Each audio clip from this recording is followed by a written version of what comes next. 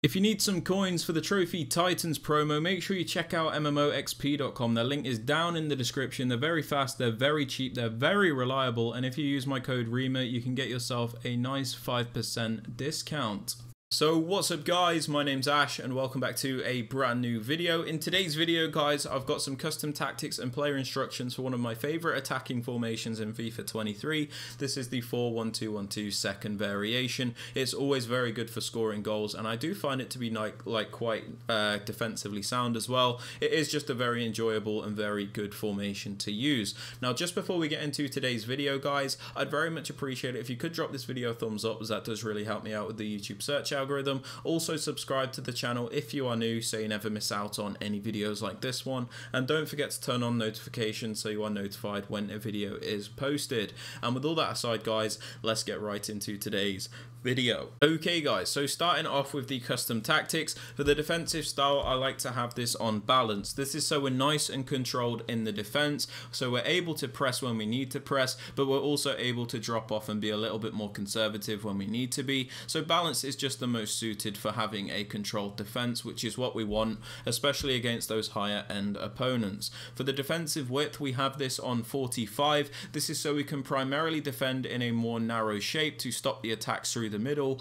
but at the same time we still have that natural width to cover the wide areas. So we have a very good defensive shape and it makes us very compact and narrow in the defense while still having the ability to cover the wide areas. Now moving on to the depth guys, I like to have this on 65, which is very high for this formation, I know, but the reason I like to do this is so we can push the defensive line up nice and high so we can win the ball back and start quick attacks. I don't have it all the way on 72 because I don't always want the automatic offside trap, which can sometimes get us caught out. 65 just allows us to have a high defensive line while still being like kind of balanced at the same time.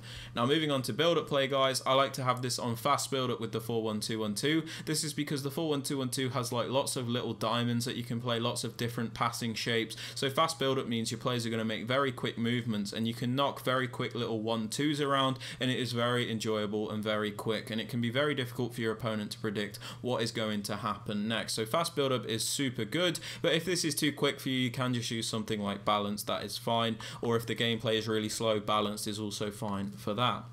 Now moving on to chance creation guys, I like to have this on direct passing. This is because it makes your attacking players bunch up against the defensive players, so you can do really overpowered isolation plays and really get the most out of your attacking players. It also means your players are going to make those movements to give you the extra passing option in the box to guarantee those goals in which you might not score otherwise. Moving on to the attacking width, this is just the same as the defensive width. This is so we can attack in a nice narrow shape, but at the same time it's not too narrow to the point where our players are just sat on top of each other. We don't really want a really high attacking width either, because that will make this play out like a wide formation, which is not what this formation is. So we just have this on 45, so we've got a nice balanced attacking shape. Moving on to players in box, I have this on 5, so this is like bang in the middle. This is so we can get some players into the box to create chances, of course, but at the same time we don't overcommit the entire team to the point where we get counter-attacked if we lose the ball.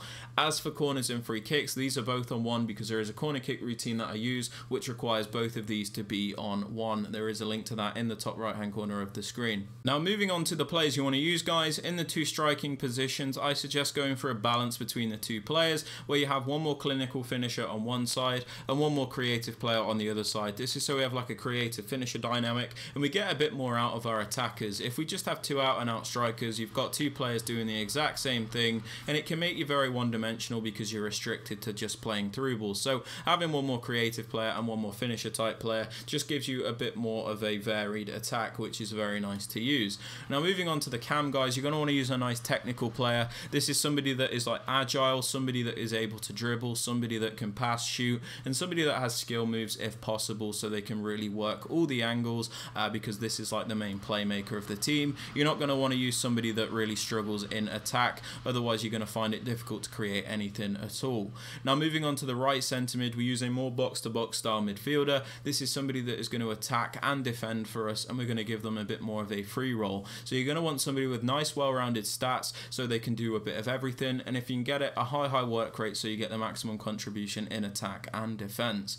Moving on to the CDM, we use a more defensive-minded player. This is somebody that is going to stay back and really add defensive support to the team. If you can get it, a medium-high work rate is super beneficial so you get the maximum contribution in defense and they're not too bothered about going forward. But again, don't worry too much if you can't get the work rate, just go for somebody with a nice balanced defensive card. Now moving on to the left centre mid, we use a actual attacking player. This is somebody that is just going to attack for us, and this will make more sense in the player instruction. So just go for somebody like an Mbappe, an Alawaran, an Neymar, and Messi, anybody that is really good in attack. You don't have to worry about making this player a centre mid. You can if you want, but it's not really required. Moving on to the left back and the right back, I like to go for a balance between the two, where I have Roberto Carlos, who's a bit more technically able, he's a bit better in attack, and then I have Cafu, who is a little bit more defensively sound but maybe lacks that attacking ability. As for the centre backs and the goalkeeper, these just need to be as good as you can get them. There really isn't too much to say about them. Now moving on to the player instructions, guys, on both the strikers we just have them on stay central. We have them on stay central because we always want them to be in the central areas. We don't really want them drifting off into the wide areas because they are our strikers, so we do want them to be in the middle. We want them to be where they should be. We also have them on mixed attack, so we get a bit more out of these players, especially in the build-up, because if you put them on getting behind, it can make these players very one-dimensional and you can actually struggle to create consistent attacks. Moving on to the cam, guys, we just have him on comeback on defense. This is to make the team defend in a 4-4-2 shape. So by putting the cam on the comeback on defense instruction, he's actually going to come back to defend as a right midfielder for us. So this is going to make us defend in a 4-4-2 shape, and the reason we do this is because the 4-4-2 is a very good defensive formation, much better than the 4-1-2-1-2. Hopefully this makes more sense as to why the left centre mid can be an actual attacker, because they're going to be a left mid when we are defending. Now moving on to the right centre mid, guys, we have him on default settings because he is a box-to-box player, so we don't really want to restrict him, and we have him on cover centre, so he does defend as one of the centre mids in the 4-4-2 shape. Very important that we get the defensive position correct. Now moving on to the CDM, we have him on stay back while attacking, cut passing lanes, and cover centre. We have him on stay back while attacking, so he's not bothered about attacking. He is a defensive minded player, so we do need him to stay back. We have him on cut passing lanes, so he's always looking to break up the passes and really help us kickstart attacks. And we have him on cover centre, so like Pogba, he is a centre mid in the 4-4-2 shape.